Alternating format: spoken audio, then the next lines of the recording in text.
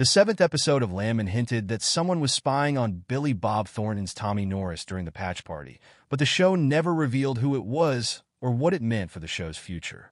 A number of plots intertwine among Landman's characters, and Tommy's private life and the oil sector frequently intersect. Episodes of Landman have begun, and this one might be the deadliest yet.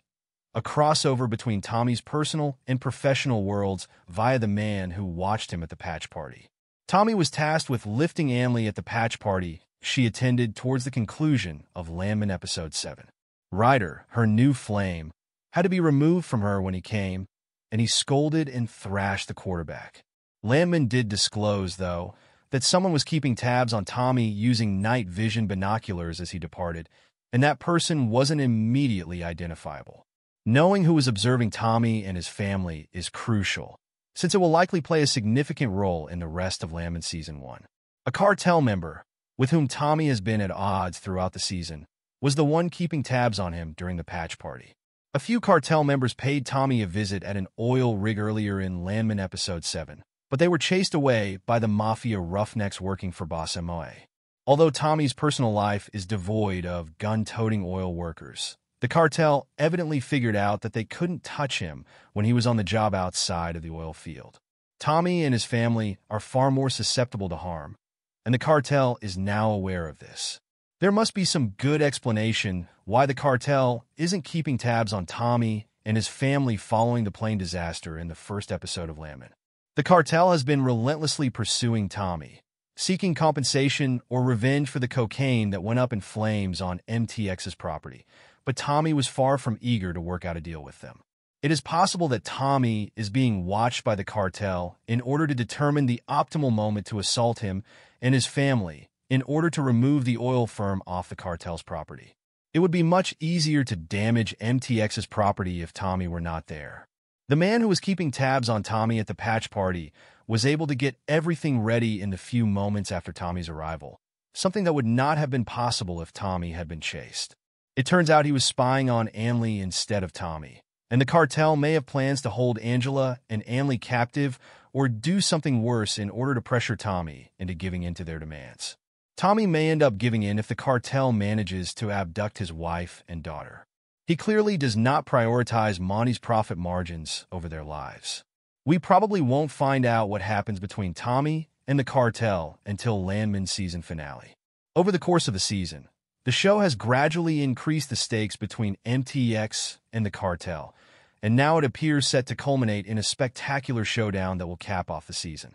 In the first season finale of Landman, the Cartel may abduct Angela and Anley, where Tommy may gather his most formidable roughnecks to confront them. The ideal way to conclude the Norris family drama would be to witness Tommy risk his life for his wife and children. A wonderful method to fully connect Tommy and Monty's tales would be to bring the confrontation with the Cartel to a head. Monty will no longer have faith in Tommy to deal with the Cartel on his own. The threat it poses becomes significant enough. If Monty wanted an opportunity to show off his business and financial prowess, the Cartel would be it. Things are likely to boil over near the conclusion of Landman Season 1 due to the Cartel, which does not seem like a plot point that would be kept for Season 2. Gone is the opportunity for Angela to reflect on herself, and for Landman to give her a more nuanced character. Even worse, Anley does. She confirms her mother's assertion that she is just as materialistic as the traditional young woman who wants to hook up at a neighborhood party. She swoons over rising football star Ryder Sampson and begins gushing about her future husband's career as a quarterback in the National Football League. She broke up with her ex-boyfriend in the pilot because he clearly only wanted to sleep with her, but now that subtlety is missing. Billy Bob Thornton's note-perfect rampage when Tommy arrives and repeatedly threatens Ryder is the sole redeeming quality of this narrative. Still, everything leading up to and including that point is pointless dramatization. The plot of all roads leading to a hole between Cooper and Ariana is diametrically opposed to that of Anley and Ryder. An intense, sudden attraction in a moving truck and a slower, more subtle chemistry that has been developing appear to be the two opposites that Landman is attempting to draw attention to, although the comparison falls flat due to the lack of depth in Anley's subplot. It remains intriguing to observe the writer's intentions about Ariel and Cooper. The fact that they have a kiss is obvious to everybody watching on television.